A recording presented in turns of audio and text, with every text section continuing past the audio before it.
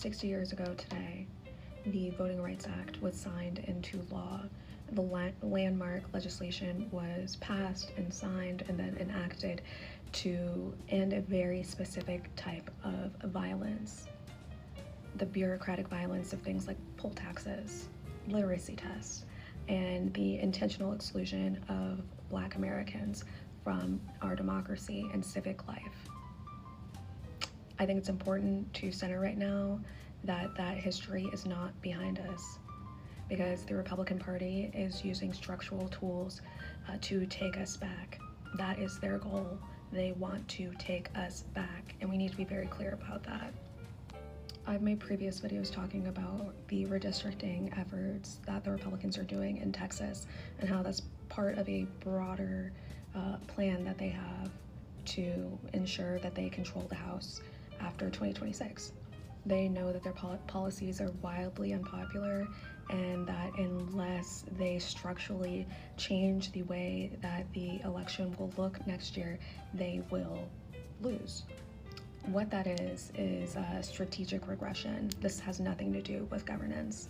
And I think it also plays into the different approaches of the parties and how Republicans approach hard power and how Democrats approach soft power, and how we need to start thinking about power differently. Republicans focus on hard power because it operates through structure. That's things like congressional district lines, court rulings, legislative processes. It has nothing to do with emotion. It's not loud, it's deliberate, it's enduring. It is what they are wielding with precision. The Democrats, we focus on things like soft power. That's culture, that's narrative, that's the moral appeal. It's what many of us rely on. Things like protests, the media pressure, the civic engagement. But as we are seeing it play out right now, soft power without structural control has limits. It cannot stop gerrymandering, and it cannot override a court decision. What the Texas Republicans are doing, and what the broader Republican apparatus is doing with these midterm redistrictings, with adding additional Republican congressional seats, is not a glitch in the system. It is the system. It is a feedback loop where the erosion of democratic norms is made legal and codified into permanence through things like maps and laws, knowing that very few people see, let alone understand what is going on.